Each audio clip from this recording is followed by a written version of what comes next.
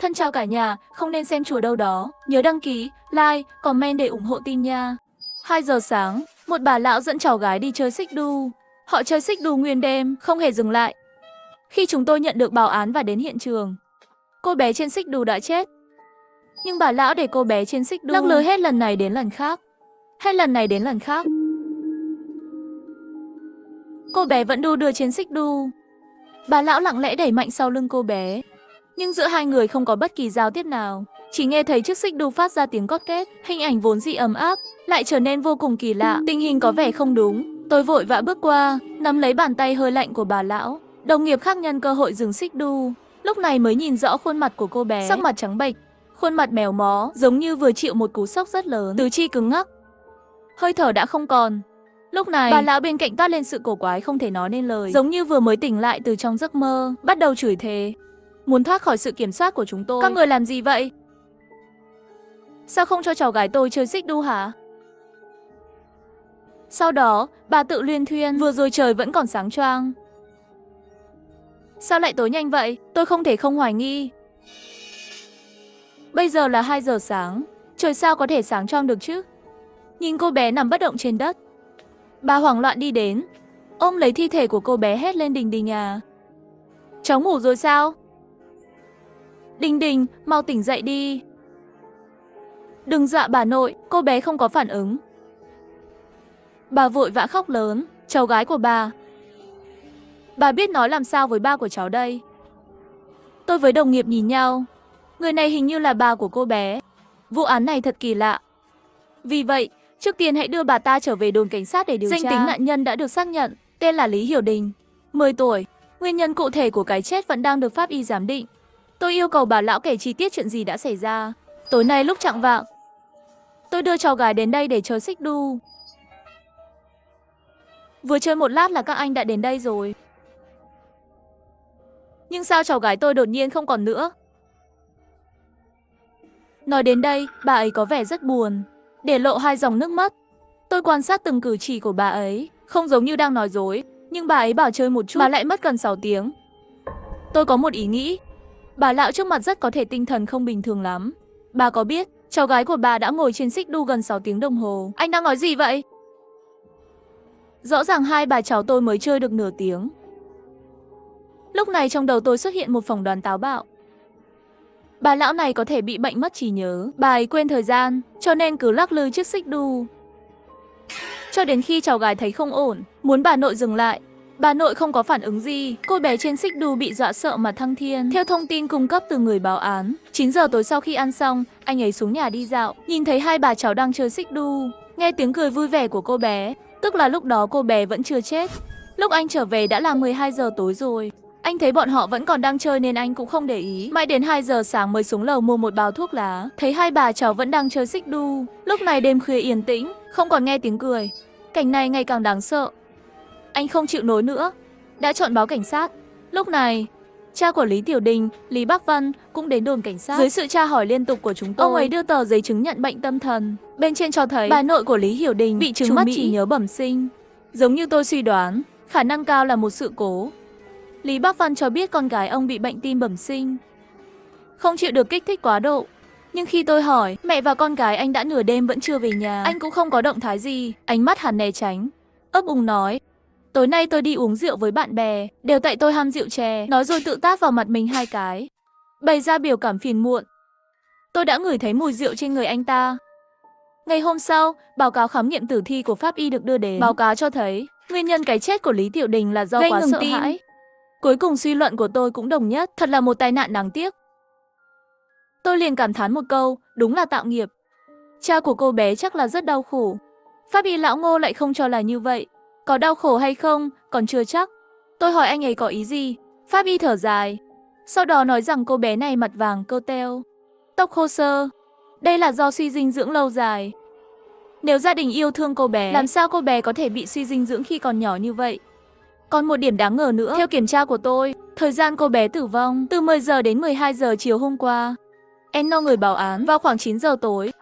Là lần đầu tiên anh thấy hai bà cháu, nhưng từ 9 đến 10 giờ khoảng thời gian 1 tiếng ngắn ngủi này, chúng ta không rõ hành động của hai bà cháu trong lúc này. Ý anh là cô bé có thể đã chết từ 9 giờ đến 10 giờ. Thời gian này, Xích Đu không phải là hiện trường đầu tiên của vụ án. Cô bé được chuyển đến đây khi đã tử vong. Lão Ngô gật đầu. Nhưng tôi không nghĩ nhiều đã phủ nhận quan điểm của Lão Ngô. Những gì anh phân tích có lý, nhưng có một điều tôi chưa nói với anh. Người bảo an nói vào khoảng 9 giờ. Anh ấy nghe thấy cô bé cười rất vui. Điều này có nghĩa là khi cô bé đến Xích Đu thì vẫn còn sống. Lão Ngô nhún vai, cười bất lực bảo. Chắc tôi đã nghĩ quá nhiều khi có báo cáo, bởi vì bản thân vụ án này rất kỳ lạ. Cho nên tôi lại đến nơi xảy ra chuyện, ghé thăm cư dân gần đó, hy vọng tìm được thêm nhân chứng. Đây là một khu phố cũ, hầu hết dân cư đều là người già. Nhìn thấy một ngôi nhà có cửa sổ hướng ra Xích Đu, tôi đi lên gõ cửa. Người mở cửa là một ông lão, sống với cháu trai của ông ấy. Chào ông, làm phiền chút. Ngày mùng 7 tháng 9 từ 9 giờ đến 11 giờ, ông có thấy ai đu Xích Đu ở dưới lâu không? Ông lão sốt ruột khua tay, biểu thị không thấy. Tôi có hơi thất vọng, đang chuẩn bị rời đi. Cháu trai ông đột nhiên giơ tay lên, nói to với tôi rằng chú cảnh sát. Sao chú không hỏi cháu? Cháu có thấy. Cháu còn quay video nữa. Cả người tôi sốc. Quay người liền bảo cậu bé mang video lại đây. Thời gian quay video là 9 giờ tối, chỉ 30 giây thôi. Tôi mở ra xem, trong video là Lý Tiểu Đình và bà của cô bé. Hai người chơi rất vui vẻ, mặc dù khoảng cách có chút cách xa, nhưng vẫn có thể mơ hồ nghe thấy tiếng cười của Lý Tiểu Đình. Điều này đủ để chứng tỏ Lý Tiểu Đình đã chết trên Xích Đu. Đó là một tai nạn. Sao chép video và quay lại đồn cảnh sát, tôi đặt nó trên màn hình lớn rồi xem lại. Trong video Xích Đu lắc quá nhanh, không nhìn rõ mặt Lý Tiểu Đình, chỉ có hình ảnh rất mơ hồ và tiếng cười trong trẻo của cô bé. Tôi đưa video cho đồng nghiệp ở bộ phận kỹ thuật, để anh ấy khôi phục lại.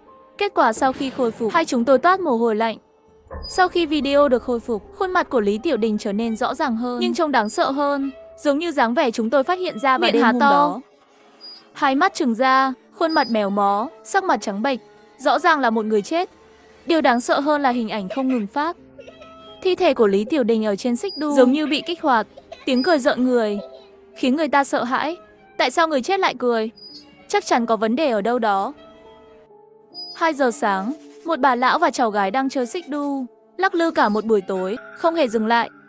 Khi chúng tôi nhận được báo cáo và đến hiện trường, cô bé trên Xích Đu đã chết. Nhưng bà lão vẫn thản thiên, đẩy chiếc Xích Đu hết lần này đến lần khác, lặp đi lặp lại.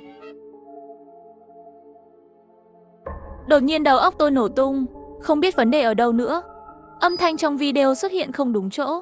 Trẻ em chơi Xích Đu ở trường mẫu giáo, tất cả đều có một đặc điểm chung. Chỉ khi giáo viên đẩy chúng lên cao một đoạn, chúng sẽ la hét hoặc cười lớn. Nhưng đoạn video kia lại không phát ra âm thanh này. Cho nên chỉ có một lời giải thích, âm thanh trong video là giả. Ba của Lý Tiểu Đình đang nói dối. Bà ấy đang đẩy Xích Đu. Một bên, bà ta đẩy Xích Đu, một bên mở video chơi Xích Đu. Khi có nhân chứng đi qua, nghe thấy tiếng cười sẽ nhầm tưởng Lý Tiểu Đình còn sống. Khi chúng tôi hỏi nhân chứng, họ tự nhiên sẽ cho rằng cô bé trên Xích Đu vẫn còn sống, do đó gây hiểu lầm cho cảnh sát. Bà lão này nhìn vụng về, tâm tư lại tỉ mỉ như vậy, hoàn toàn không giống một người bị mất trí nhớ. Chỉ là tại sao bà ấy lại làm thế? Trong đầu tôi lập tức hiện ra một người. Đó là con trai bà ấy, Lý Quốc Văn. Tôi đến phòng thẩm vấn, lại hỏi bà của Lý Hiểu Đình là Lưu Hà, có phải bà hại cháu gái không? Sao bà lại nói dối? Bà ta nghe xong thần sắc biến đổi, trông rất khó chịu, cả người không ngừng run rẩy. Thay người nhận tội cũng phải chịu trách nhiệm hình sự. Tôi khuyên bà nên thành thật khai báo, đừng tự đặt mình vào đường cùng. Bà ấy liền rơi nước mắt, khóc không thành tiếng, cảm thấy bà ấy sắp gục ngã. Vì vậy, tôi nhanh chóng hỏi bà ấy đang bao che tội cho ai. Bà ấy rất kích động, thút thít một lúc, lại khôi phục vẻ mặt lạnh lùng.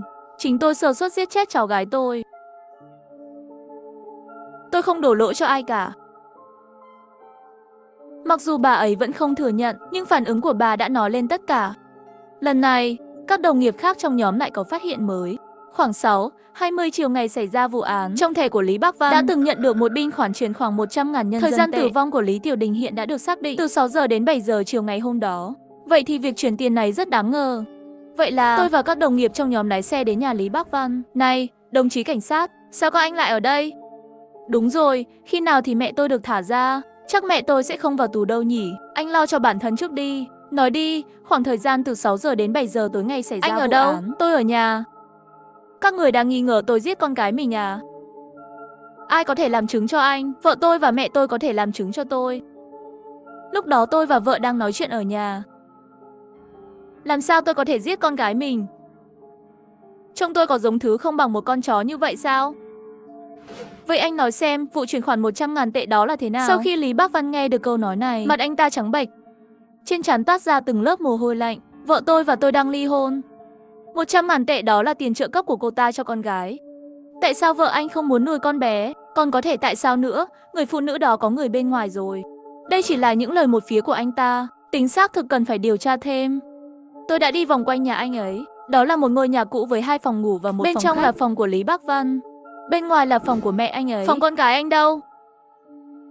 Con bé ở với bà sao? Khi tôi bước vào phòng bà con bé, tôi không thấy bất kỳ đồ vật nào thuộc về Lý Tiểu Đình.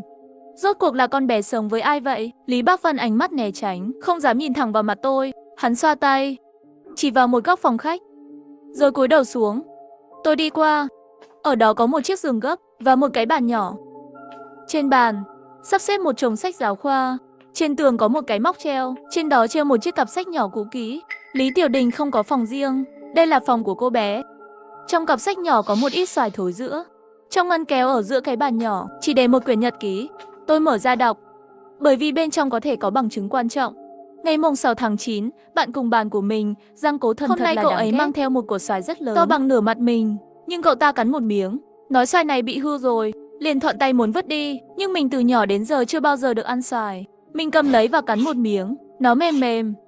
Hóa ra hương vị của xoài như vậy, ngọt thật. Mẹ nói ngày mai sẽ đến thăm mình. Đến lúc đó mình bảo mẹ mua xoài cho mình. Tôi xem kỹ quyển nhật ký. Một lúc lâu không thể bình tĩnh, đặt nó làm bằng chứng và bỏ vào túi. Lý Bác Văn này rất khả nghi, nhưng bây giờ không có bằng chứng xác thực nào chống lại anh ta. Nếu cô bé chết ở nhà, vậy chìa khóa để giải quyết vụ án là tìm ra nguyên nhân thực sự. Thân chào cả nhà, không nên xem chùa đâu đó. Nhớ đăng ký, like, comment để ủng hộ tin nha. Chào mừng đến với kênh Gấu Sợ Khiếp. Donate ủng hộ kênh nha.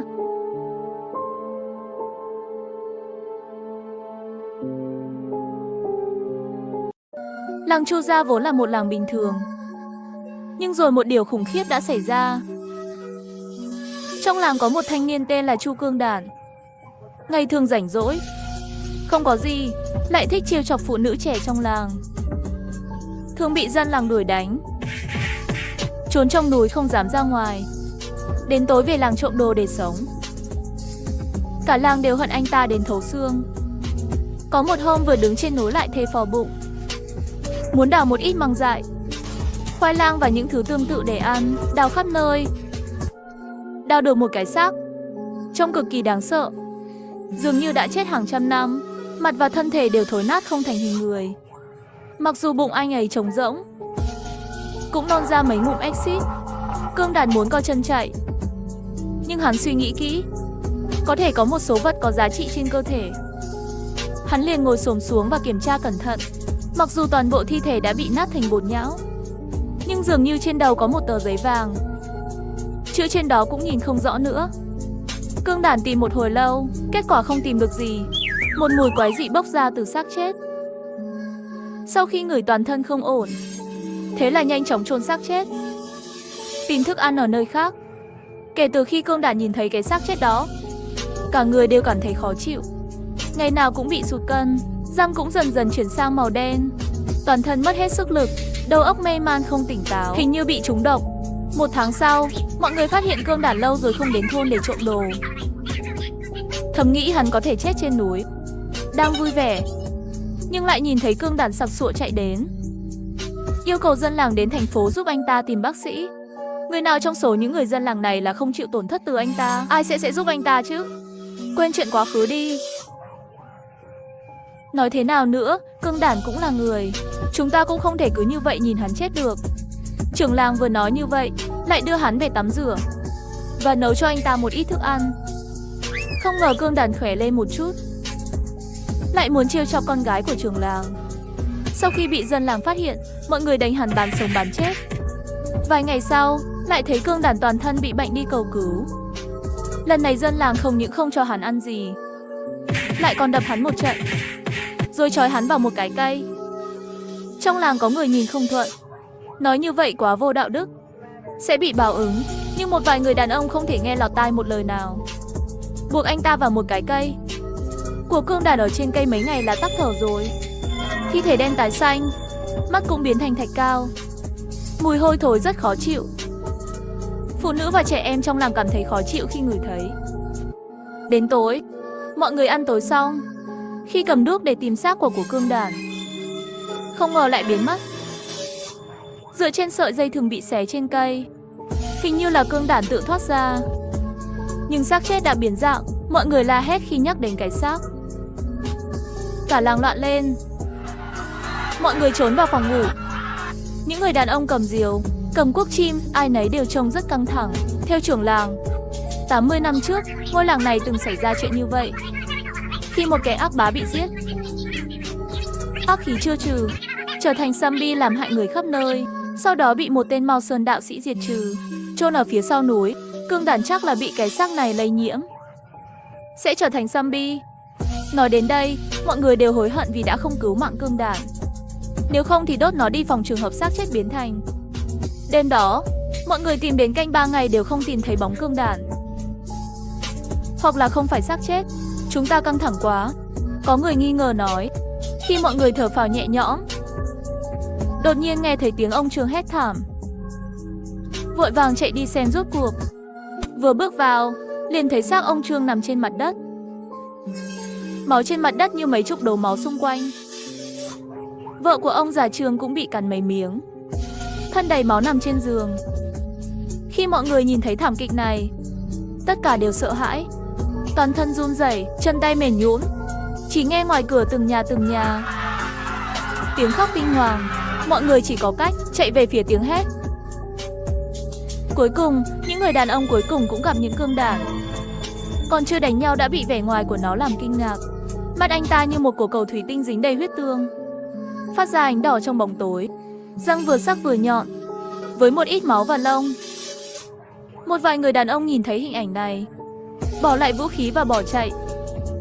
Nhưng những người khác đều có gia đình không thể không tự thêm dũng khí liều mạng với hắn. Không biết sức mạnh của cương đản lớn đến mức khác bình thường.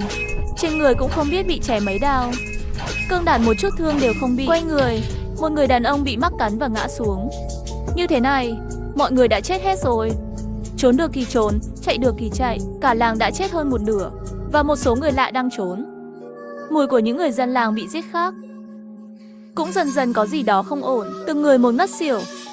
Lúc này có thể nói cả làng đều là người chết. Vài ngày sau, trong thôn thi thể từng cái một bò lên, trông giống như cương đản. Cả làng đã trở thành zombie. May mắn thay, một số người chạy trốn khỏi làng không bao giờ dám quay trở lại. Đến tối, Thiết Đản và sư phụ Lâm Lục Thúc mang theo 3 cái thi thể xếp hàng đi theo, trật tự tiến vào làng. Điểm đến tử hình của họ là làng Sa Điêu. Nhưng làng Sa Điêu cách đây một đoạn. Lúc này, Thiết Đản và bụng của Lục Thúc đã có ý kiến. Cục kêu lên. Đúng lúc đó họ phát hiện phía trước đèn sáng rực rỡ, hình như có một ngôi làng. Thế là họ đi về hướng làng. Khi đến gần, chú Sáu nói với Thiết Đản, bạn vào làng xem có bán đồ ăn không? Đi lấy ít thức ăn đi. Vì vậy, Thiết Đản vui vẻ đi về phía làng. Vừa đi vào làng, Thiết Đản liền chết lặng. Chỉ thấy phía trước có 3 con quái vật mắt đỏ nhảy về phía hắn. Thiết Đản giật mình, nhưng đi theo sư phụ hành tẩu giang hồ nhiều năm rồi, cũng có chút công phu. Nói zombie nhỏ, dám ra ngoài hại người, xem ta thay trời hành đạo. Nói xong Thiết Đản liền hét lớn chạy về phía cương thi. Loại võ mèo cò này mà dám thể hiện trước mặt ta đây. Đánh về Thiên Long. Đánh về Thiên Long. Bị đánh bay xa mấy trăm mét. Sau khi đứng dậy, khuôn mặt hơi biến dạng. Thiết Đản có chút tức giận. Vừa rồi tiểu gia ta bất cẩn rồi, không có phòng bị. Nói xong Thiết Đản lại hét lớn lao về phía cương thi. Loại võ mèo cò này mà dám thể hiện trước mặt ta đây. Đánh về Thiên Long. Đánh về Thiên Long. Đến gần, chỉ thấy Thiết Đản dùng một chiêu thông quyền, đấm như chớp. Nhưng vở kịch dường như thây ma đó không hề tổn thương gì. Quay người một cái, Thiết Đản bị đánh bay một lần nữa. Lúc này, chú Sáu thấy Thiết Đản đi lâu như vậy vẫn chưa về, lo lắng sợ xảy ra chuyện gì đó. Họ đi tìm của Thiết Đản. Không ngờ vừa vào đã thấy Thường Uy đánh tới. Lắc đầu, nói với Thiết Đản, đi hành tẩu giang hồ với sư phụ nhiều năm như vậy, ngay cả chuyện nhỏ này cũng không giải quyết được. Sau này đừng nhắc đến bên ngoài là tôi dạy ra. Nói xong chỉ thấy chú Sáu bay về phía trước. Một câu chuyện về ma và nhiều người hâm mộ. Họ dán tù binh lên chắn 3 thi thể. Sau đó lấy chuông đồng ra, lắc lư khiến 3 xác chết xếp thành một hàng. Trật tự nhảy sang một bên. Sau đó nói với trứng sắt xem còn dân làng không. Hãy để họ đến nhận và đốt xác. Ngay khi của thiết đản sắp đi tìm, đột nhiên liền nhảy ra mấy đạo sinh linh, đôi mắt đỏ ngầu với hàm răng nanh trắng sáng. Mà bóng người dẫn đầu kia chính là Chu Cương Đản. Chu Cương Đản lộ ra tiếng cười kỳ lạ trước đây. Chu Sáu thấy thế sắp động thủ. Thiết đản vội vàng ngăn sư phụ lại và nói, sư phụ, lần này để tôi làm, vừa rồi chỉ là làm nóng cơ thể thôi. Nói xong, thiết đản liền xông lên hét lên, chuẩn bị bắt yêu quái. Loại võ mèo cò này mà dám thể hiện trước mặt ta đây. Đến trước Cương Đản, thiết đản nhanh chóng lấy ra một lá bùa chú rồi dán lên. Quả nhiên Cương Đản không nhúc nhích. Thiết đản quay lại, kiêu ngạo nói với chú Lục, thế nào sư phụ? Con có ngầu bằng 9 phần thấy không? Chú Sáu cũng liên tục khen ngợi. Đột nhiên chú Lục hình như phát hiện ra cái gì đó và ngừng động tác trong tay. Mặt cũng trở nên rất kỳ lạ. Thiết đản nhận ra có thể xảy ra chuyện gì. Quay lại, chỉ thấy lá bùa đã bị Cương Đản ăn chỉ còn lại nửa tờ. Sau đó cả đời hắn sẽ quạt thiết đản bay trở về. Chú Liễu nói, đồ đệ tốt, con có muốn giúp đỡ không? Thiết đản đứng lên, không cần. Hắn đã chọc giận con rồi, con cảm thấy năng lượng trong cơ thể sắp bùng nổ. Nói xong chỉ thấy thiết đản lấy ra thanh kiếm sắt phía sau. Quay 360 độ không có góc chết. Đến trước Cương Đản, một kiếm đánh nó bay lên. Không ngờ Cương Đản rơi xuống đang dẫm lên kiếm của hắn.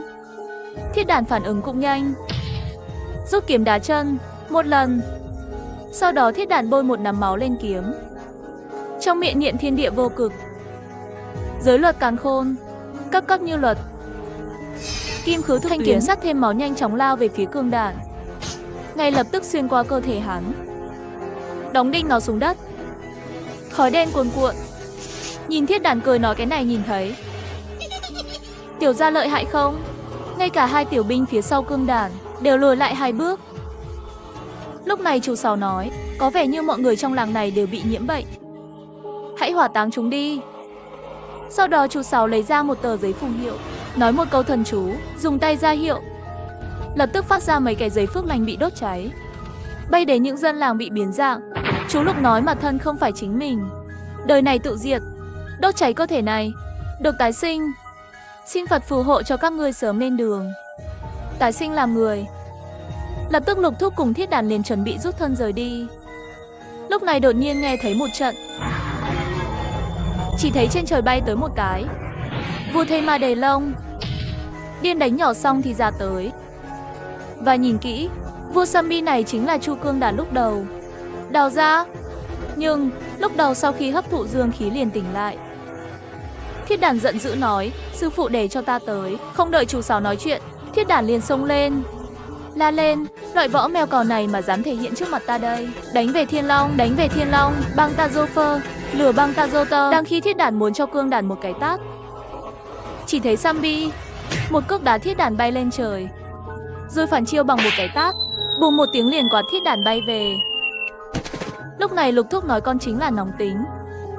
Sư phụ vừa định nói Cương Đản mình đồng ra sắt, nhảy như bay. Đạo hành của con không đủ để đe dọa hắn, con liền đi lên nộp mạng.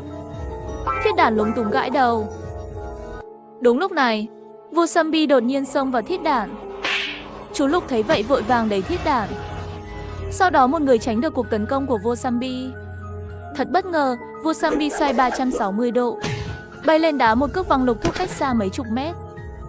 Sau đó đến trước mặt thiết đản đang bối rối, một cái liền bóp cổ hắn. Khi sắp cắn qua, đột nhiên một luồng kiếm khí chạy tới, chém lên cánh tay của hắn.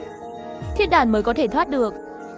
Vua Sambi nhìn thấy thức ăn trong tay trốn thoát, tiếng gầm rú liên tục, xông về phía chú Sáu. Chú Sáu cũng không khuất phục chút nào, lấy ra ánh sáng vàng phía sau Trảm Ma kiếm. Trong nháy mắt, Lục Thúc và vua Sambi liền hỗn chiến cùng nhau.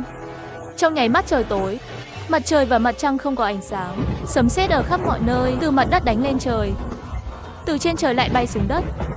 Lục Thúc nói mình đồng ra sắt của nhiên danh bất hư truyền. Sau đó lấy ra một lá bùa ma thuật dán lên thanh kiếm. Miệng niệm thần chú. Giết trong chốc lát, chỉ thấy kim quang chảm ma kiếm liền lao thẳng tới sư vương, rồi bị Sambi đánh ngược lại. Lúc này Lâm Lục Thúc từ trong túi móc ra mấy đồng tiền, cắn ngón giữa và nhỏ máu lên đó. Trong miệng niệm nói lâm binh đấu giả, giao trận liệt tiền hành. Nói xong chỉ thấy đồng tiền lao về phía sư tử vương. Khi đồng xu chạm vào Sambi, chỉ nghe tiếng nổ sau vài tiếng nổ. Vua Sambi tỏa ra khói đen, miệng cũng phát ra tiếng kêu như dã thú. Chú Sáu đuổi theo, lại lấy ra mấy lá bùa, trong miệng đọc ngũ tinh thải quang đáo. Huyền Minh, Thiên Thần Vạn Thánh, bảo vệ tôi, cấp cấp như luật. Chỉ thấy lá bùa bay đến cạnh vua Sambi, ngay lập tức biến thành một trận pháp phủ văn. Nhìn thấy vua Sambi ở bên trong chạy toán loạn, khi sắp bị tiêu diệt, đột nhiên một màn sương đen quét qua, mang đến màn sương đen tan đi. Vua Sambi cũng biến mất trong trận chiến. Thiết Đản vội chạy đến nói với Lục Thúc sư phụ. Hắn chạy rồi, đuổi theo. Chú Sáu cho Thiết Đản một cái tát.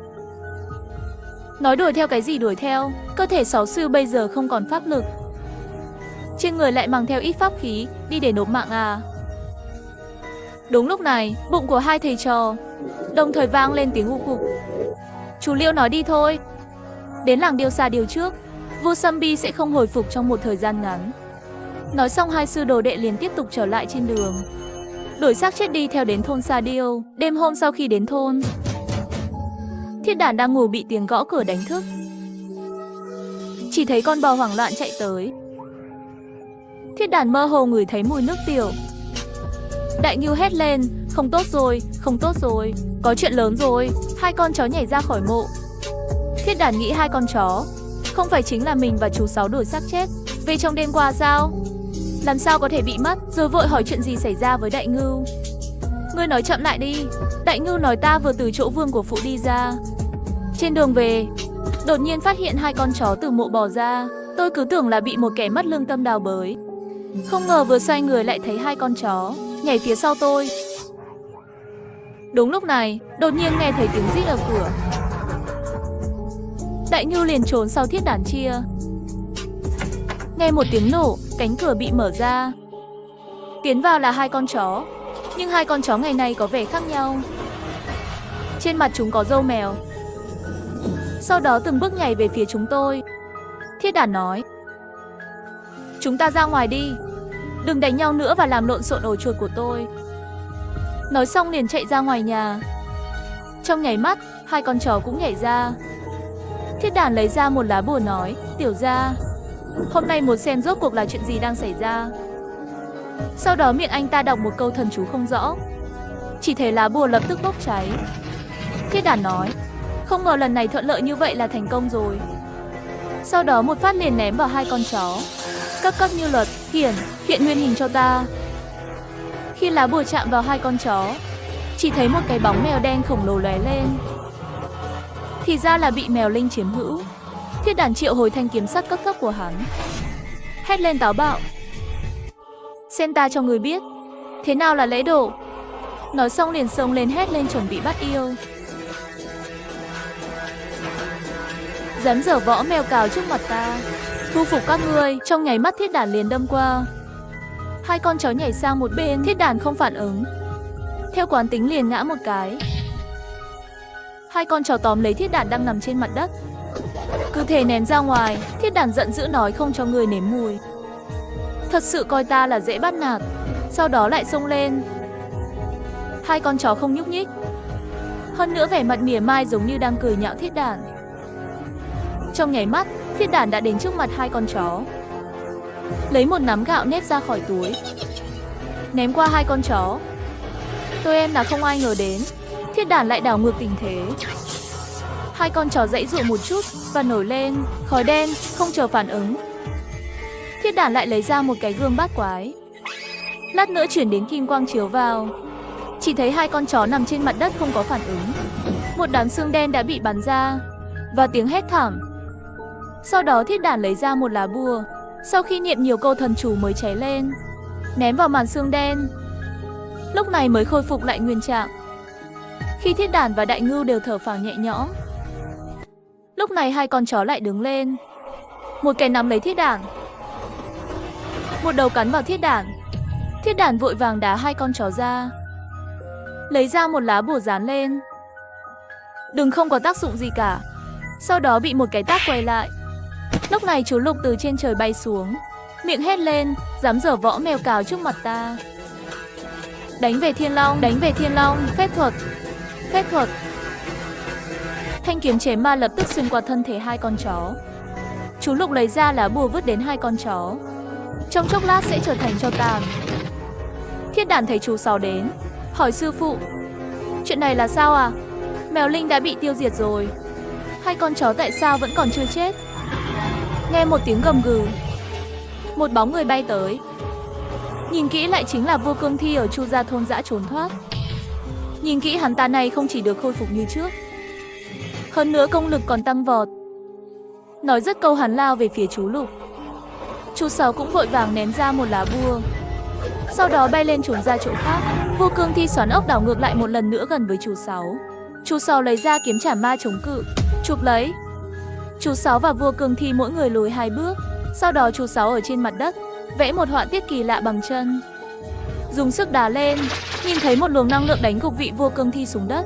Chú Sáu một bước nhảy vọt, cầm lấy chảm ma kiếm liền cắm xuống. Vua Cương Thi tùy tiện gầm lên một cái vỗ bay chú Sáu, rồi lại đứng lên. Sau đó nhảy mạnh, chảm ma kiếm liền bay ra ngoài. Tay nắm lấy chú Sáu. Chú Sáu nghiêng người trốn, suýt bị chảy xước. Sau đó nói với thiết đản rằng con chống cự một lúc, bố trí thiên lôi cho sư phụ, bởi vì thiên lôi diệt tà. Thiết đản gật đầu ra hiệu, sau đó đốt lên thanh kiếm sắt liền hướng về phía sư tử vương xông lên, hét lên chuẩn bị bắt yêu. Dám giở võ mèo cào trước mặt ta, đã nói rồi, ta đến đây. Thiết đản quả nhiên lại không đáp ứng được mong đợi, chỉ nghe một tiếng của anh ta, bị quạt bay rồi. Vào lúc này, chú Sáu cũng đã dán đầy bùa quanh Vua Cương Thi rồi. Bố trí xong lôi trấn, chú Sáu hướng về phía vua sư tử niệm thiên lôi trỗi dậy. Địa lôi địa trung hành, thần lôi độ ngũ nhạc, thủy lôi tứ hải, vạn tà không dám sinh, cấp cấp như luật. Chỉ thấy trận pháp phù văn hiện ở khắp nơi, thiên lôi từ phía, từng trận sấm sét hướng về phía Vua Cương Thi. Vua Cương Thi tan thành mây khói trong. Lúc này tiếng vỗ tay vang lên, đến từ bóng tối và nói tuyệt vời. Tuyệt vời không hổ thẹn là Mao Sơn Lục Thúc xuất hiện. Chú Sáu cũng nói đến không ngờ là huynh. Sư huynh, tất cả những chuyện này đều là do ngươi làm ra. Thi thể của hai con chó cũng do huynh kiểm soát phải không? Chỉ thấy bóng người kia từ từ xuất hiện. Hóa ra là một con quái vật đầu lâu áo vàng. Ngay cả chú Sáu cũng ngạc nhiên. Chỉ thấy con quái vật kia tiện tay ném ra, chú Sáu bị đánh ngã xuống đất. Con quái vật nói, Lâm Lục, ngươi vừa trúng lôi kéo, bây giờ sợ là một cái xác nhỏ, ngươi không thể xử lý được, phải không? Chú Sáu nói, Thiên Long sư huynh, ngươi lại tự mình tiến vào ma đạo. Năm đó sư phụ không nên bỏ qua cho huynh. Hừ, ta bị thành ra thế này chính do ngươi mà ra. Bớt nói nhảm đi, nộp mạng đi. Nói xong liền triệu tập vô số binh tấn công chúng tôi. Lúc này Lục Thúc đã không có năng lực tác chiến. Thiết đản đứng lên như một vị thần, lấy ra mấy lá bùa niệm thiên địa vô cực, giới luật càn khôn, cấp cấp như luật, đi. Chỉ thấy lá bùa may mắn tạo thành một bức tường bảo vệ, chặn được tấn công của đám xương binh. Thiên Long quái vật cười lớn khi thấy một tia sáng lóe lên, chiếu bên trong bộ xương, ánh sáng năng lượng ngày càng mờ đi. Thiết đản không biết chống cự được bao lâu nữa, bắt giặc trước hết phải bắt vua. Chỉ đơn giản là cầm lấy thanh kiếm sắt cấp tốc xông lên, la hét, dám giở võ mèo cào trước mặt ta. Đánh về Thiên Long, đánh về Thiên Long. Tôi đã có một bước nhảy vọt đến trước mặt quái vật Thiên Long, một kiếm chém xuống. Con quái vật không ngẩng đầu lên, trên người hắn phát ra một năng lượng. Chỉ nghe tiếng nổ thôi, thiết đản biến thành một ngôi sao trên bầu trời. Mà lúc này bộ xương binh cũng đã phá vỡ tường bảo vệ, sắp lao tôi về phía chú Sáu và Đại Ngư. Nhìn Lục Thúc và Đại Ngư bị bắt, thiết đản khổng lồ rơi từ trên trời xuống, toàn thân tỏa ra một loại năng lượng hủy thiên diệt địa. Bộ đầu binh lập tức biến thành khói bay. Sau đó nhìn về phía Thiên Long quái vật nói, người tu đạo bị ý niệm ma đạo xâm nhập, tự nguyện rơi vào tà đạo, từ bỏ chính phái. Nói xong, chỉ thấy thiết đản liền chạy tới trước mặt Thiên Long quái vật, đá anh ta lên trời. theo sát phía sau. Thiên long liền hóa thành khói bay. Sau đó Thiết Đàn trở lại mặt đất. Nhìn về phía Lục Thúc nói ma ẩn đã phá. Ác ma xuất hiện. Nhiệm vụ của ngươi là trừ ma quỷ. Nói xong Thiết Đàn liền không ngừng thu nhỏ lại rồi trở về nguyên trạng. Ngất xỉu. Kể từ đó, chú Sáu Thiết Đàn, Đại Ngưu liền gánh vác trách nhiệm bảo vệ hòa bình thế giới. Các môn phái giang hồ cũng thể hiện sự tôn kính.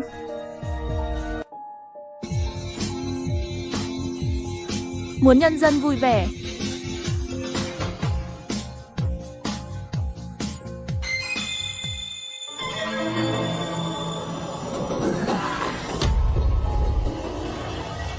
Trời vừa sáng, Thiết Đàn ngủ, đang mơ những giấc mơ đẹp khiến người ta đỏ mặt. Đột nhiên nhớ tới tiếng mở cửa. Nhìn thấy Đại Ngưu, nhìn thấy nó, đi đến và hét lên Thiết Đàn. Nghe nói hôm nay Tiểu Mỹ, con gái của trường làng đã về. Đi xem đi. Thiết Đàn vừa nghe cũng đến tinh thần. Nhớ đến khuôn mặt tuyệt vời của Tiểu Mỹ. Nước bọt chảy khắp nơi. Ngồi dậy và cùng Đại Ngưu đi ra bên ngoài. Đi trên con đường phía sau núi, Thiết Đàn và Đại Ngưu phát hiện phía trước có một nhóm dân làng. Vì vậy hai người liền tiến lên. Lúc này mới phát hiện phú quý trong thôn với một khuôn mặt thảm thương nằm trên mặt đất. Không còn hơi thở. Hình như là bị một con thú nào đó cắn. Trên cổ có 2 chiếc khiên răng đỏ như máu. Thiết Đàn dường như nhận ra điều gì đó, vội vàng lấy ra một nắm gạo nếp, dán vào vết thương của phú quý. Chỉ thấy vết thương đã dính gạo nếp, phát ra khói đen. Thiết Đàn lập tức nhíu mày. Nghĩ thầm quả nhiên không sai, thiên hạ đại tà ma xuất hiện. Thế là đến trước mặt trưởng thôn, nghiêm túc nói rằng phú quý là bị thây ma cắn. Phải được hỏa táng càng sớm càng tốt, nếu không bất cứ lúc nào cũng có thể biến sát hại dân làng. Mọi người nghe được thi thể sẽ biến đổi, không chỉ có sắc mặt thay đổi, còn rất bối rối, bởi vì ai cũng biết Thiết Đàn là đệ tử tâm đắc của chú Lục. Không thể đó lung tung. Trưởng thôn cũng vội vàng sắp xếp mọi người hỏa táng thi thể phú quý. Mà Thiết Đàn bên này cũng là quyết định bảo vệ công lý, vì dân trừ hại. Thời gian trôi nhanh, trong nháy mắt đã đến buổi tối. Thiết Đàn nói, Đại Ngưu, người đi dẫn dụ cương thi ra, ta sẽ mai phục bên này. Đại Ngưu nghe xong muốn tự mình xuất hiện để thu hút Sambi. Sắc mặt vừa thay đổi muốn từ chối. Thiết Đàn liền vỗ Đại Ngưu, nghiêm túc nói yên tâm. Có tiểu gia ở đây chắc chắn có thể bảo vệ ngươi chu đáo. Vì những người dân ở làng Sa Điêu. Vì Tiểu Mỹ. Nghe thấy Tiểu Mỹ, Đại Ngưu cũng là lời nói chính đáng nói. Vì người thân. Vậy thì để tôi làm. Thiết Đàn trốn sau cây. Đại Ngưu thu hút Sambi. Không biết bao lâu, Thiết Đàn đã bị bóng tối bao trùm. Gọi tên Tiểu Mỹ, Đại Ngưu lại dị thường tỉnh táo. Ngay lúc này, xung quanh đột nhiên vang lên một trận dã thú. Tiếng gầm giống, một bóng dáng sắc xuất hiện trước Đại Ngưu. Phía trước, Thiết Đàn cũng nghe thấy tiếng hét của Đại Ngưu. Dậy đi. Hóa ra trước mặt là một thây ma nhỏ. Không phải hoảng hốt Đại Ngưu. Nó không lớn bằng một bàn tay của tôi. Xem ngươi sợ đến nỗi, còn xem có bị ướt không. Đại Ngưu chỉ ngón tay về phía con thây ma nhỏ. Thiết Đàn mới phát hiện ra, phía sau hiện ra nhưng có một con thây ma khuôn mặt đầy lông. Nhìn chằm chằm vào chính mình, Thiết Đàn mạnh mẽ. Lần này xong rồi. Không ngờ ngôi làng nhỏ lại có một con thây ma lông. Thây ma lông đó có vẻ rất tôn kính thây ma nhỏ. Chỉ thấy nó quay đầu lại nói cái gì đó với thây ma lông. Thây ma lông bay về phía chúng tôi. Thiết Đàn vội vàng chắn trước mặt Đại Ngưu. May mắn thay, tổ tiên đã ở trong tâm trí tôi, để lại cuốn sách bí mật. Biến mây thành mưa. Càn khôn trong tay ta. Vạn vật đều thành bụi. Chỉ thấy mấy của tiên chuyển sang màu đỏ lao đến phía ma lông. Khi hai người xung đột, một lớp khói bay lên. Chớp mắt nhìn lại, của tiên đã bị ma lông ăn hết rồi. Thiết Đàn không chỉ sửng sốt một chút. Lúc này em lông đã đến trước mặt. Một cước đá Thiết Đàn bay lên trời. Ngay sau đó là một cái tát trái tay. Chỉ nghe tiếng bùm, Thiết Đàn lại bị quạt về. Không đợi trứng sắt phản ứng, ma lông thẳng xuống, sắp bóp được cổ Thiết Đàn. Thiết Đàn một cười đá bay. Bây giờ ổn định rồi. Nhìn về phía ma lông hét lên, tiểu gia, nể tình ngươi tu hành không dễ dàng, không muốn giết. Nếu ngươi bỏ đi, ta coi chưa có chuyện gì đã xảy ra. Nếu không. Lời nói chưa hết ma lông liền xông lên. Thiết Đàn đánh một cái kêu không biết xấu hổ, không nói đạo đức.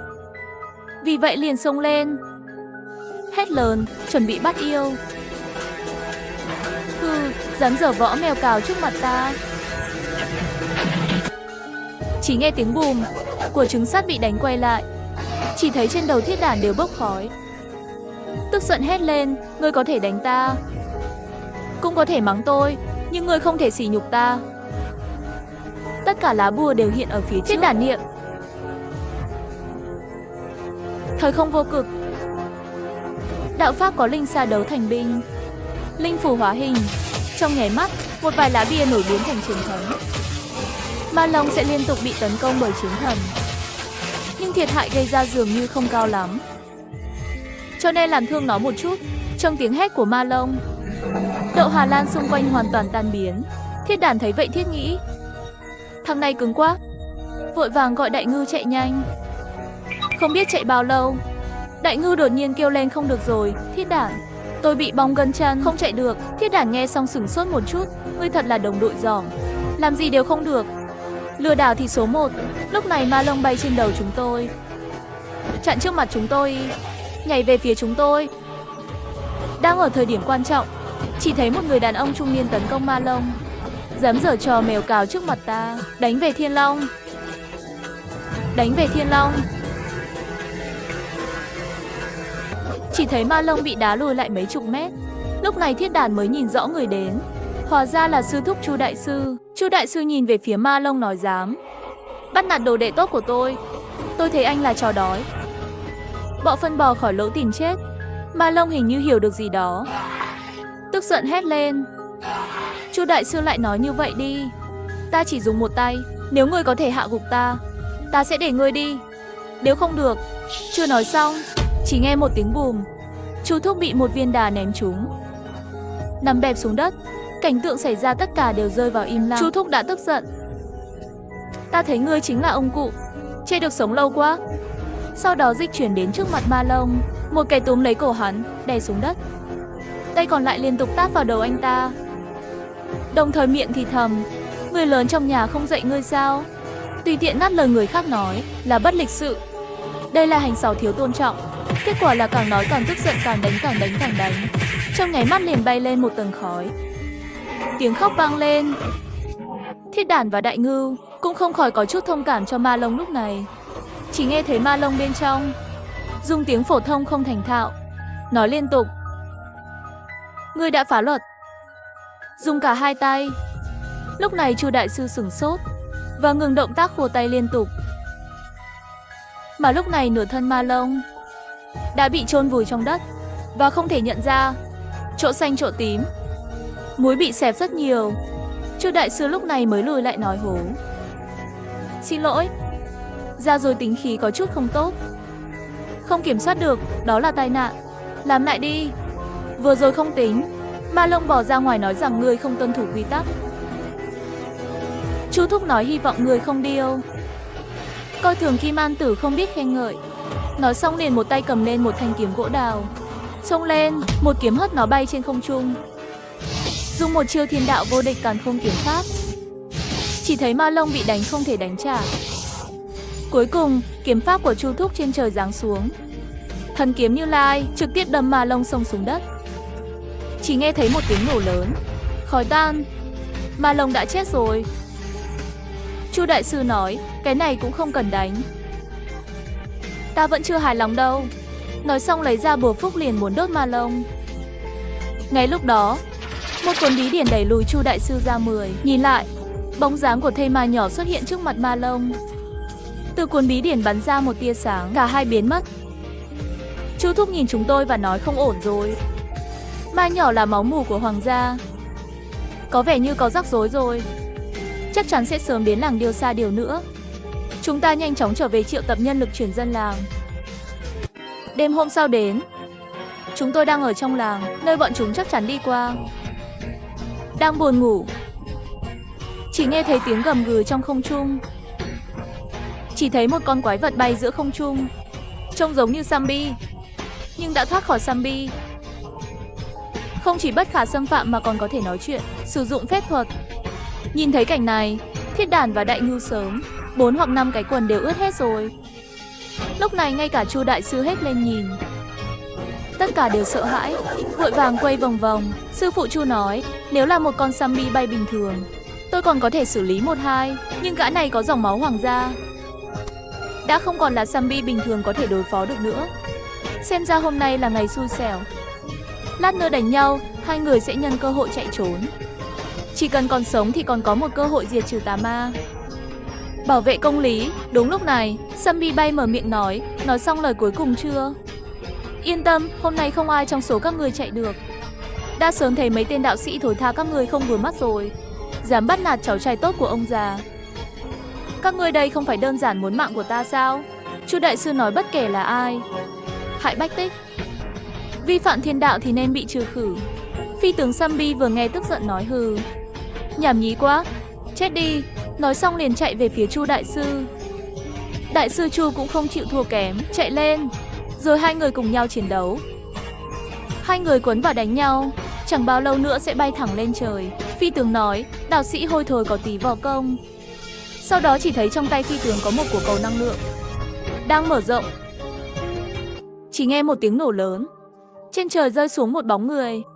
Chúng tôi xem xét kỹ hơn, hóa ra là Chu thúc ngã sấp mặt. Chu đại sư đứng lên lấy ra một thanh kiếm gỗ đào, một miếng cắn vào ngón tay, nhỏ máu lên. Trong nháy mắt, thanh kiếm gỗ đào trở nên đỏ rực. Đại sư Chu nói không cho người thấy sự lợi hại. Cô thật sự coi tôi như kẻ yếu đuối. Sau đó hét lên rồi lao lên. Kết quả một kiếm bị phi tướng dùng hai tay kẹp lại. Sau đó một cước đá Chu đại sư ngã xuống đất. Chớp mắt lại đến trước mặt, một cái liền nắm lấy cổ của Chu đại sư, nhấc bổng Chu thúc lên, gầm gừ nói, lâu rồi chưa được nếm thử máu tươi của đạo sĩ, hôm nay sẽ trêu chọc các người trước. Nói xong liền thấy một luồng khí máu từ trên người Chu đại sư trôi về phía phi tướng. Mà thiết đàn bên này nhìn thấy cũng rất vội. Nhìn thấy Chu đại sư sắp không chịu được, biết rõ mình xông lên là không nổi, nhưng thiết đàn vẫn kiên quyết gầm lên, lao người vào chỗ chết, không quan tâm đến việc bị hút máu. Dù có yếu kém cũng sẽ có dũng khí chạy đến nộp mạng. Cho nên phi tướng lập tức bị thiết đàn đâm phải lùi lại vài bước. Chu đại sư lúc này mới có thể thoát ra. Chu đại sư nghĩ, xem ra nhất định phải làm phiền lão tổ rồi. Sau đó liền thấy Chu đại sư động đậy, trong miệng nói lão tổ xin vui lòng nhập vào người. Lão tổ mời nhập, lão tổ mời nhập, cấp cấp như luật. Bùm, Chu đại sư trở nên mạnh mẽ như siêu nhân. Sau đó lại nhảy đến trước mặt Phi Giang, cầm thanh kiếm gỗ đào chặt xuống. Phi tướng như thân thể của cương đản, chỉ nghe thấy tiếng cạch. Sau đó rút một tay ra, Chu đại sư vội vàng xoay người, lúc này mới trốn thoát. Sau đó lấy ra một lá bùa trừ ma và dán lên, và phun ra một ngụm máu tươi. Thân kiếm lập tức thay đổi màu sắc. Chu đại sư niệm thiên địa vô cực, càn khôn mượn pháp, cấp cấp như luật, chiếu. Thanh kiếm gỗ lập tức xuyên qua thân thể phi tướng, đóng đinh nó xuống đất. Khói đen bốc ra và vang lên tiếng hét thảm. Chúng tôi thở phào nhẹ nhõm. Tôi nghĩ lũ thây ma đã xong rồi. Lúc này phi tướng quê mốt cái xoay tròn đứng phát dậy, để lại một bãi nước. Kiếm đào cũng không thấy. Sau đó tức giận hét, đám còn con các ngươi, hôm nay ra ngoài thay y phục mà bị các ngươi, tôi thấy các ngươi ăn gan hùm mật gấu rồi, chết hết đi. Nói xong liền nhanh chóng lao đến, một cái tát đã đánh Chu đại sư về nguyên hình. Sau đó dùng chân đá mạnh xuống, vừa đá còn vừa hét, để ngươi làm rách quần áo của ta. Nhìn thấy Chu đại sư biến thành một miếng bánh thịt, phi tướng thích thú. Sau đó 5 ngón tay liền hướng về phía Chu đại sư cắm xuyên qua. Đang ở thời điểm quan trọng, một giọng nói tràn đầy hy vọng, đánh về Thiên Long, đánh về Thiên Long. Phi tướng lập tức bị đạp bay ra ngoài. Thì ra là chú Sáu trở về. Phi sẽ lao về phía chú Lục với tốc độ cực nhanh. Chú Sáu vội vàng lấy ra 2 lá bùa ngăn cản. Thiên thanh địa minh, ban cho tôi thần linh, sắc. Chỉ nghe thấy tiếng bùm, Phi sẽ bị sốc lùi lại. Chú Sáu theo sát phía sau gửi thanh kiếm chém ma. Một kiếm 4 hướng vào phi tướng. Không ngờ chả ma kiếm bị tát liền bị đánh bay. Chú Sáu nói không tốt. Gã này vừa nhắc đến đã trở thành thần ma không sợ. Em rằng chỉ có thiên xích thần hỏa để gây ra thiệt hại chết người cho nó. Trong lúc nói chuyện, phi tướng lại xông tới. Lục Thúc vội vàng lấy ra mấy lá bùa và phun một ngụm máu tươi, đi một đường thái cực quyền dưới chân. Trong miệng niệm linh phù là giới, càn khôn hộ thể, thái thượng lão quân, cấp như luật lệnh. Trong nháy mắt, một tấm chắn bảo vệ được nâng lên. Phi tướng cũng lao tới đây. Thấy lá chắn không nhúc nhích, chúng tôi thở phào nhẹ nhõm. Lúc này Lục Thúc nói lá chắn bảo vệ không chống được bao lâu. Hy vọng có thể trước khi phi tướng tấn công bố trí xôn trận. Nói xong, chú Sáu liền triệu hồi 3 cánh buồm đỏ, đốt hương trên mặt đất. Trong miệng niệm trong 3 ngày. Tôn trọng đạo, đệ tử Lâm Lục Kim bái mời đạo đức thiên tôn, cùng tam muội và không trung hỏa, thời không hỏa, chu diệt ma. Cấp như luật. Chỉ thấy 3 tia sáng đi vào trong 3 cánh buồm đỏ. Sau đó Lục Thúc lại hướng 4 phía đánh vào đạo linh phù, dẫn vào mặt đất, biến thành trận chiến. Mà lúc này là chắn bảo vệ ở phía phi tướng sắp sụp đổ. Vội vàng niệm nói cấp 1-2 hóa 3 chân hỏa, hỏa lực. Đốt thêm lửa thì thần quân cuối cùng cũng xuống phủ. Tà ma không chính thần, Càn Nguyên Hanh Lợi Trinh, Thái Cực Quyền chỉ hành. Con may mắn được Bồ Tát chỉ dạy. Thần binh hỏa gấp như luật lệnh, sắc, phòng hộ. Một phát chém tan rã. Cảnh tượng xung quanh cũng lập tức thay đổi, như đang ở trong biển lửa. Phi tướng cũng bị sững sờ tại chỗ, muốn bay khỏi đây, lại phát hiện toàn thân dường như bị giữ lại, khó di chuyển. Cánh buồm đỏ lập tức bao vây phi tướng, phun ra 3 ngọn lửa. Trong nháy mắt, khói bốc lên khắp nơi. Tiếng động lớn phi tướng sẽ biến thành khói bay. Môi trường xung quanh cũng dần dần trở nên quen thuộc. Nhưng trong một tế đàn, có một bóng người trừng mắt ra. Hơi thở của ông già đã biến mất. Đây là một đội zombie. Mục đích chuyến đi của họ chính là đến làng Sa Điêu, giết chết Mao Sơn. Lúc này Lục Thúc đám người vừa từ đạo quan trở về. Tôi nghe thấy tiếng hét trong làng, vội vã chạy về làng. Đến cổng làng chỉ thấy dân làng chạy trốn khắp nơi, miệng kêu đến thây ma đến rồi. Zombie đang đến, chúng tôi đột nhiên cảm thấy không ổn. Chú Lục cũng là nhíu mày nói đi. Đi thôi, có thể là lão phi tướng. Đến làng, chỉ thấy từng cái zombie binh đang đuổi theo cắn thôn dân. Ở giữa còn có mấy con thây ma. Họ không có hứng thú với dân làng bình thường.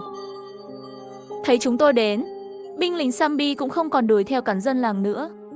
Chú Sáu nhìn về phía Đại Ngưu nói Đại Ngưu, đi dặn dò an ủi dân làng. Người bị thương được xử lý bằng nước gạo nếp trước.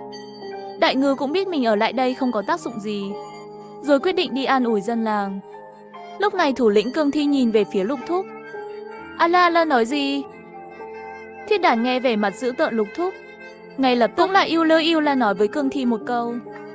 Không ngờ Cương Thi cũng sửng sốt, rõ ràng là bị chắn. Thiết Đản nhìn thấy vậy, vội vàng khen ngợi chú Sáu. Lục Thúc liếc mắt nhìn Thiết Đản, nói là sư phụ, đây là đang trêu chọc hắn chơi đây. Sau đó thống lĩnh Cương Thi gầm lên một tiếng. Bọn lính zombie lại tấn công chúng ta. Chú Sáu nói, ngươi đi ngăn cản đám binh sĩ này. Sư phụ đấu với thống lĩnh. Không đợi Thiết Đản phản ứng, Lục Thúc liền hướng về phía thống lĩnh thây ma xông qua. Thiết Đản nhìn về phía binh lính Cương Thi đang chạy tới, hét lên võ mèo cào. Cũng dám đấu với ta, xem tôi Đại Uy Thiên Long. Nói xong trong tay lấy ra một sấp giấy nổi tiết ném vào đám thi thể. Nhưng hiệu quả không tốt lắm, chỉ có một vài con yếu đuối bị chặn, và nó không có tác dụng với phần còn lại. Thiết Đản sửng sốt một chút, chẳng lẽ chính mình vẽ phù lại vẽ nhầm rồi. Lúc này binh sĩ cũng đã đến trước người. Thiết Đản thông minh liền chạy lên, và những con lính cũng đuổi theo phía sau. Lại xem bên này của chú Sáu, thống lĩnh Cương Thi đã tức giận bắt tới Lục Thúc. Chú Sáu vội vàng lấy ra mấy đồng tiền, ném ngón tay vào thây ma đồng lăng. Một tiếng nổ không ảnh hưởng đến tốc độ của zombie. Chú Sáu nghiêng người kéo đây trốn qua, đừng để bị đánh trái tay ngã xuống đất. Ngay sau đó Cương Thi liền bắt được chú Lục. Cúi đầu một giây, chú Sáu chụp một tấm thần chú màu đỏ, lúc này mới thoát ra được. Sau đó lấy ra chém ma kiếm lại chém lên. Kết quả một cái bị Cương Thi bắt được ném ra ngoài. Chú Sáu cũng bị tát một lần nữa, nôn ra một ngụm máu. Thây ma ngửi thấy mùi máu càng thêm hưng phấn, bay lên lao đến. Chú Lục vội vàng rút ra một thanh kiếm tiền và bắn vào thây ma. Chỉ nghe nói lắp một tiếng, kiếm tiền liền đâm vào đồng lăng cương thi trong cơ thể và phát ra một làn khói đen. Thiết Đản lúc này đang bị mấy tên lính zombie truy đuổi ra ngoài làng, đã mệt mỏi thở hổn hển. Nếu còn trốn nữa, không bị cắn chết cũng phải mệt chết. Thiết Đản nhìn về phía binh lính cương thi đuổi theo, lấy ra vài lá bùa, la lên, đây là các ngươi ép ta đấy. Thời không vô cực, đạo pháp có linh, giác đậu thành binh, linh phù hóa hình. Nói xong chỉ thấy một luồng khói đen bốc ra từ tờ giấy nổi. Sau đó không có phản ứng gì. Thiết Đản sửng sốt một chút, nói lại câu thần chú. Không ngờ vẫn chỉ phát ra một luồng khói đen. Thiết Đản tức giận phun ra một ngụm máu tươi. Không ngờ trong nháy mắt bản vẽ lại chuyển sang màu đỏ. Trời cũng tối dần. Đột nhiên có một tiếng sấm sét, một thây ma đầu xanh rơi từ trên xuống. Nhìn thấy ở đây Thiết Đản không chỉ say mà còn nghĩ rằng tiểu gia là chuyển quân cứu viện, thay vì tự gây rắc rối cho mình. Zombie đầu xanh cũng nhìn Thiết Đản gãi đầu, tự hỏi tại sao chủ nhân mới lại xấu xí như vậy. Lúc này zombie nhìn thấy zombie đầu canh, cũng tưởng là đến giúp đỡ, giống như yêu lơ như đang gọi anh ta. Zombie đầu xanh quay lại nhìn về phía băng zombie, đột nhiên ngạc nhiên. Những con này còn xấu hơn. Sau đó nhặt một cái búa gậy, chạy về phía đám lính zombie, đánh lẫn nhau. Đột nhiên binh lính zombie khóc liên tục. Không lâu nữa khói sẽ tan. Chỉ thấy mấy tên lính zombie chỗ tím chỗ tái nằm trên mặt đất. Thây ma đầu xanh mang theo gậy và búa đến trước mặt Thiết Đản. Lúc này Thiết Đản đang ngơ ngếch. Thây ma đầu xanh nói về phía chủ nhân, chúng ta làm gì tiếp theo? Ngạc nhiên, thằng này còn biết nói chuyện.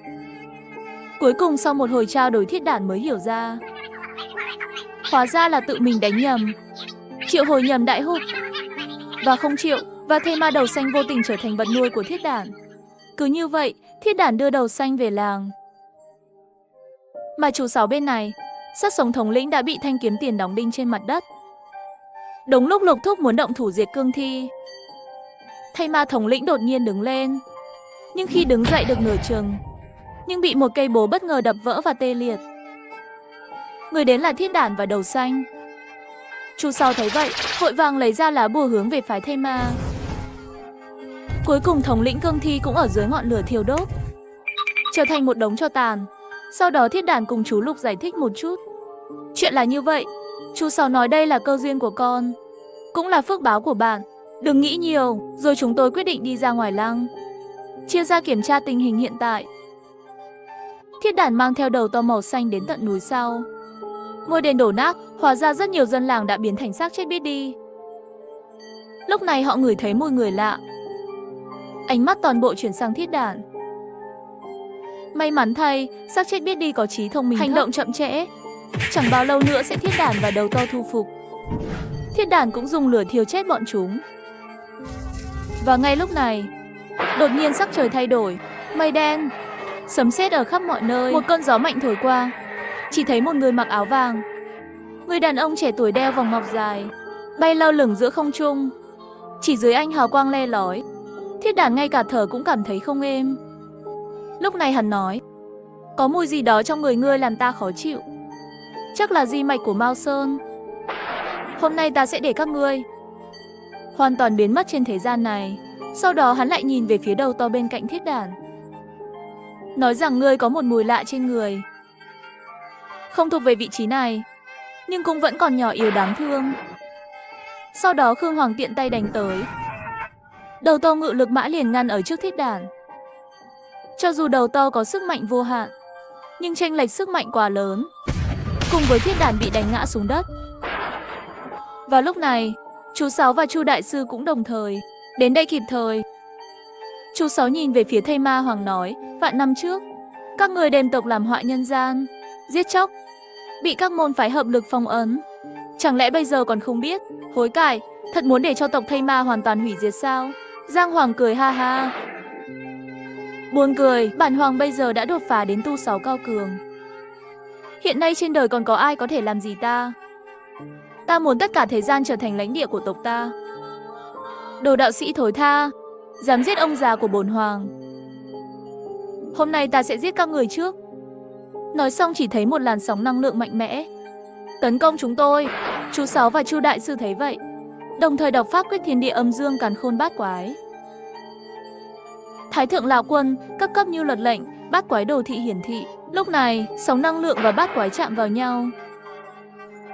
Một làn sóng mạnh, nhìn thấy bát quái đồ sắp bị cuốn trôi.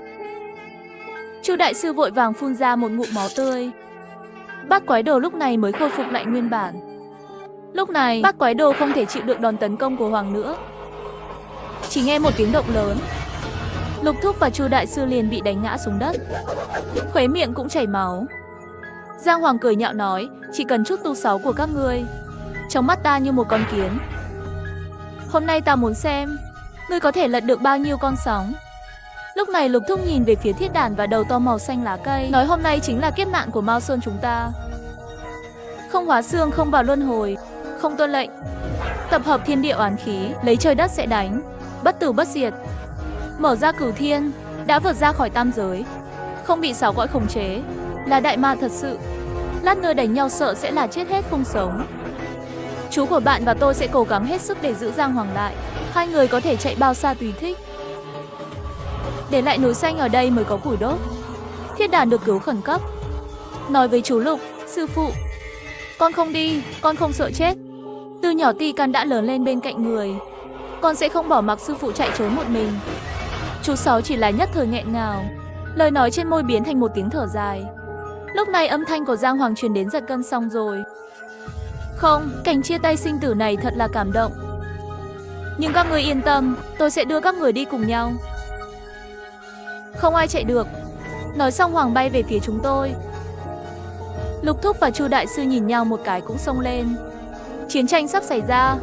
Tuy nhiên, do sự chênh lệch về sức mạnh, chẳng bao lâu nữa sẽ thấy một bóng người ngã xuống. Nhìn kỹ lại thì ra là Chu đại sư. Lúc này Chu đại sư trên mặt đầy máu, ngất xỉu. Mà lúc này Lục Thúc cũng là vết thương đầy thương tích, ngồi khoanh chân, trong miệng đọc đạo thiên thanh thanh, địa linh linh bái lão tổ hiển uy linh. Nhìn lên xem Thanh Thiên sư phụ ở bên cạnh. Thiên nhân nhân hợp nhất, đệ tử biểu thân lực.